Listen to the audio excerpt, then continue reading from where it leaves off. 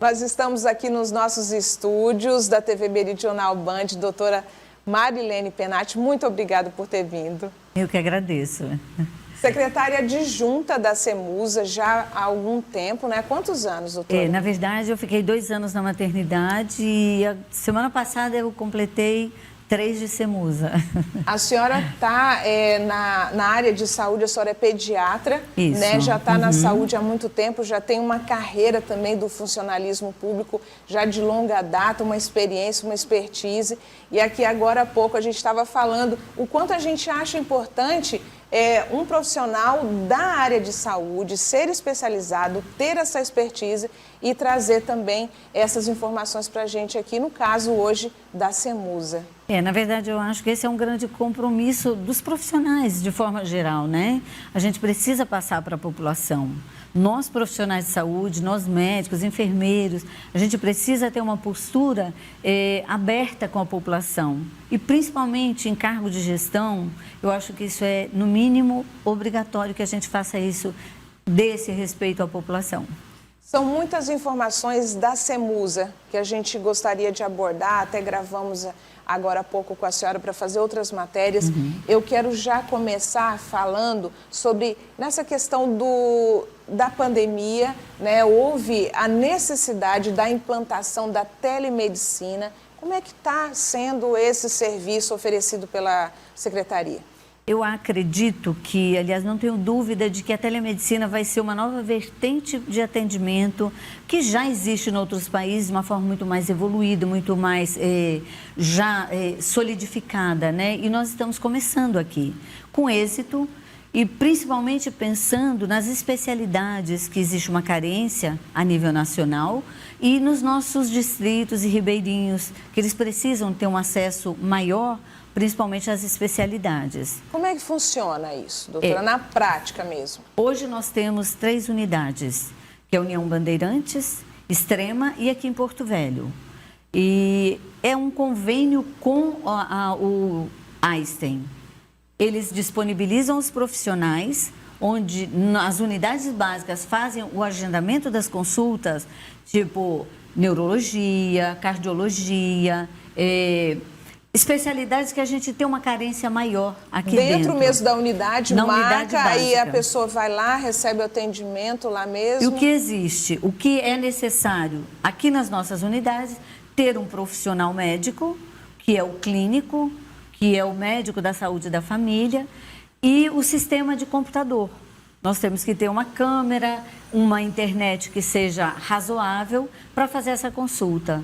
E os pacientes que têm sido assistidos, eles estão bem contentes com a resposta. Caso necessitem exames, que o profissional de lá solicite, é agendado por aqui e depois dado o retorno para ele. Até porque essas localidades a gente sabe que tem uma dificuldade no acesso, até mesmo para manter. Aqui na capital, nem sempre a gente encontra todos os especialistas. Imagine no interior, nessas localidades mais longínquas. Então, realmente, esse tratamento, né, esse atendimento é extremamente importante, né? Isso eu acho que vai dar-se uma amenizada no padrão de saúde que a gente precisa oferecer.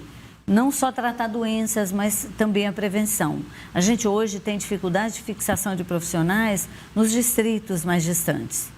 É muito difícil você manter profissionais, tanto odontólogos, médicos, enfermeiros, nas nossas unidades básicas, que são mais longínquas. A gente sabe que o nosso município, ele é muito extenso e as distâncias muito longas, então fixação de profissionais não é uma missão muito fácil. O ideal na saúde, eu até penso assim, não sei se eu estou errada, mas o ideal na saúde seria o atendimento de prevenção, né? E não de realmente tratamento, enfim, de chegar nessa situação, né?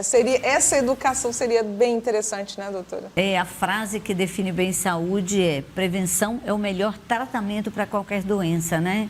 O foco, e hoje o governo federal vem com essa investidura de trabalhar muito mais a atenção básica, que é exatamente onde nós devemos fazer a prevenção, fortalecer realmente a atenção básica. E falando em atenção básica, é fundamental que se fale em vacinação. Isso, exatamente, porque nós ficamos aqui com a vacinação suspensa em crianças e adolescentes, né, no início da adolescência, mas foram recebidas doses, mas está com esse atendimento prioritário. Como é que... Explica para a gente melhor isso, doutor. Na verdade, hoje o foco da vacinação são as crianças, realmente não só sobre a Covid. Tivemos um lapso sobre a Coronavac, chegaram poucas doses, mas que vai fortalecer e que vai dar uma amenizada no quantitativo de pessoas. O que nós precisamos é que a população busque essa vacina. Outra é a vacinação dos bebês com a Covid, a partir dos 6 meses.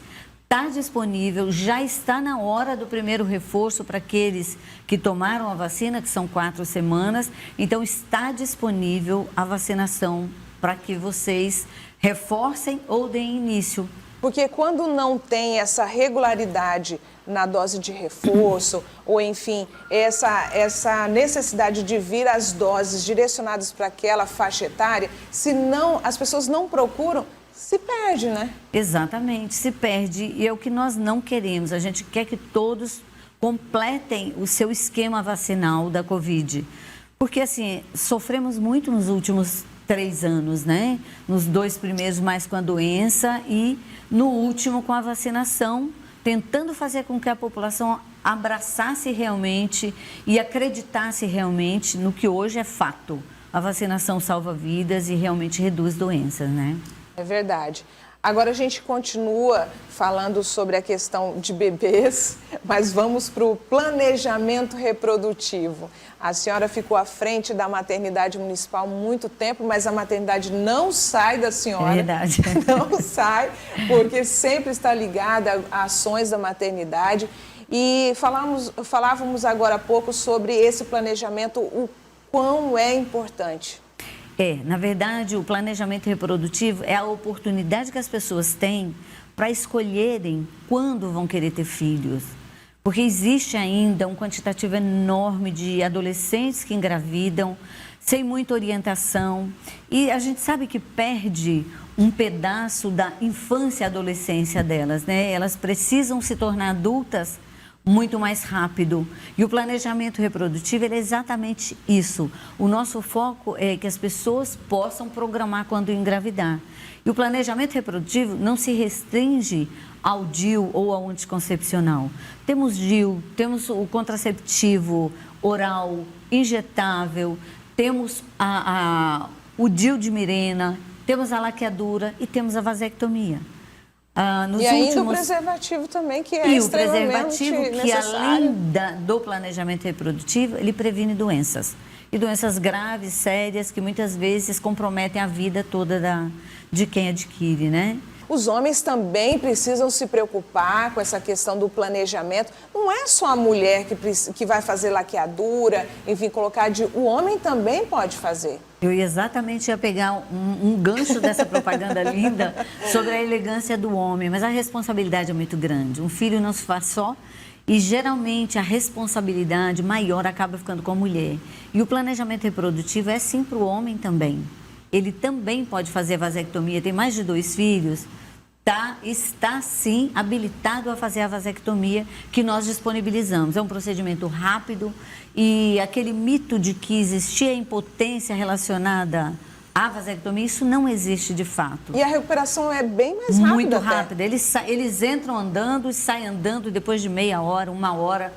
E o procedimento em si, ele leva 10 a 15 minutos. Olha só, então, é gente, importante ajudar a esposa, né? Ela teve 3 gravidezes, ou 3 partos normais, ou 3 cesarianas.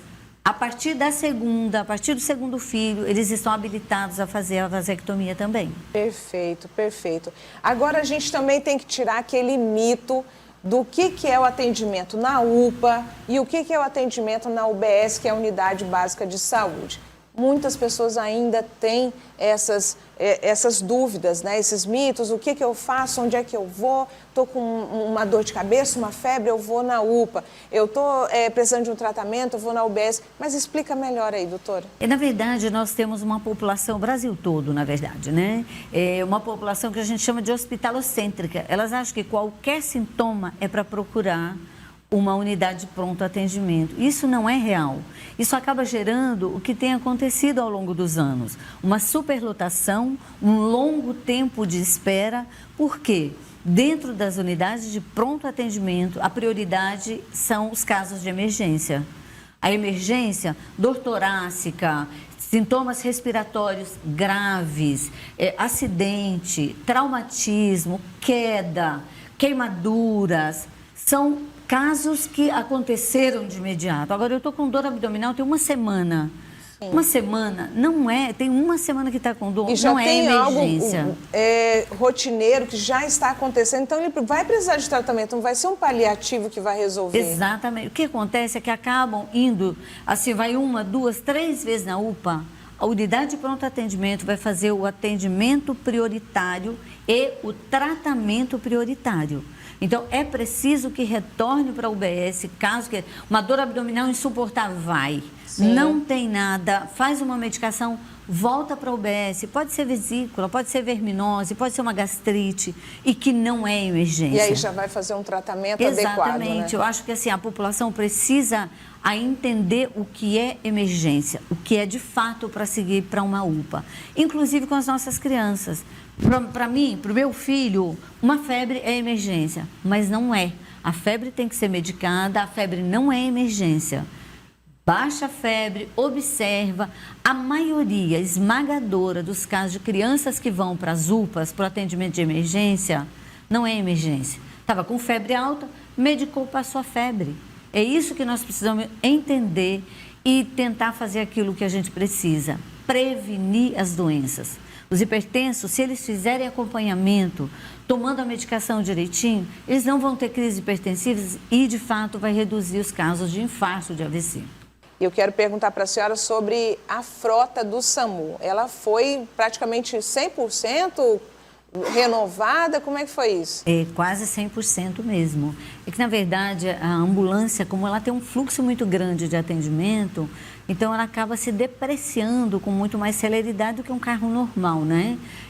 Foram 8 ambulâncias novas aqui para Porto Velho e a gente está, assim, usando as antigas e colocando essas novas para utilização. Isso foi investida do Ministério da Saúde e do prefeito. Preocupado com a qualidade do atendimento da população, a gente precisa investir. Porque tem que ter essa manutenção também, né? A manutenção, ela é feita, mas a depreciação do veículo, ela é muito mais célere. Até porque tem muitos locais de difícil acesso, e que as ambulâncias chegam e não tem o cuidado, ou às vezes não podem ter o cuidado que a gente tem num carro menor, né? É um bem material que, infelizmente, Exatamente. Ele acaba tendo essa situação de realmente perder tanto o valor, quanto realmente perder o valor material de funcionar bem adequadamente. Exatamente. Né? E a gente até faz um alerta aqui para a população. Cuidado com seus filhos, crianças, adolescentes, com os trotes. Ainda existem pessoas passando o trote para o SAMU. Falamos isso ontem aqui. É um serviço de utilidade pública, assim, de muita responsabilidade. Então, que as pessoas possam também ter essa responsabilidade, porque amanhã pode ser eu, pode ser você que esteja precisando desse atendimento de urgência, né? Então, que a gente possa... O SAMU tem evoluído muito, tanto na celeridade do atendimento, quanto no monitoramento. Isso é muito interessante, porque a equipe de lá, ela é muito competente, a gente tem fortalecido isso. E o Ministério da Saúde também tem investido. Nós estamos no mês de janeiro, um mês alusivo a 2 situações, ao Janeiro Branco e ao Janeiro Roxo. Exato. São campanhas nacionais, que é claro, a CEMUS, a Prefeitura, ela faz várias atividades alusivas a esse mês, principalmente. É claro que acontece todo ano, mas o que tem de atividade dessas 2 campanhas? Na verdade, nós acabamos fazendo muitas atividades de fortalecimento, de treinamento dos profissionais de saúde para os 2 eventos. O Janeiro Branco é a prevenção da doença mental. E nos últimos 3 anos, eu sempre digo que em maior ou menor grau, nessa pandemia, todos nós adoecemos um pouco. Então, a nossa saúde mental, ela precisa ser cuidada. E saúde mental também fala em alimentação, em atividade física e os tratamentos. É uma das especialidades que tem na telemedicina pela dificuldade de profissionais. Hoje, o número de psiquiatras dentro de Porto Velho, ele é infinitamente menor do que a necessidade que a gente tem. Isso, se você tentar uma consulta no privado, também tem uma demora longa. Isso é muito ruim, porque acaba o paciente se perdendo e perdendo, às vezes, o time para um tratamento adequado. Então, a nossa saúde mental, ela precisa ser vista e nós precisamos entender que a saúde mental, ela começa com uma coisinha, uma tristeza intensa e acaba culminando com coisas muito mais graves. A gente precisa aprender a abrir, a falar, a nos abrirmos de fato. Pedir ajuda quando realmente está vendo que não está legal. E o Janeiro Roxo é para a doença, a hanseníase, uma doença que antigamente chamava lepra, o mal de Hansen, né? E hoje existem muitas pessoas com hanseníase, é uma doença extremamente silenciosa, que as pessoas acabam não percebendo, uma pequena mancha, né? Os sintomas são leves, a transmissão dela é uma transmissão demorada, não é rápida a transmissão da hanseníase e as sequelas que ela pode deixar ao longo da vida, elas são muito graves, então é um alerta para isso. Várias atividades dentro das nossas unidades para procurarem mancha que não tem sensibilidade, manchas brancas pelo corpo que não tem sensibilidade, busquem. Pode não ser nada realmente. Existem muitas doenças muitas manchas de pele, principalmente eu digo que nessa época a gente meio que mofa. E existem muitos fungos que dão manchas brancas no corpo. Mas na por dúvida... causa da umidade. Isso, na dúvida, procure assistência. Você vai ser atendido e, se Deus quiser, não vai ser. E caso seja, existe o tratamento. Procurem que vão ser bem tratados. Muito obrigada pela sua presença, obrigada mesmo. E apareça mais vezes, porque a gente sempre tem muito assunto aqui. É verdade, a gente está sempre à disposição para fornecer à população o que de fato é notícia. Ótima tarde para a senhora. Obrigada. Falando em saúde.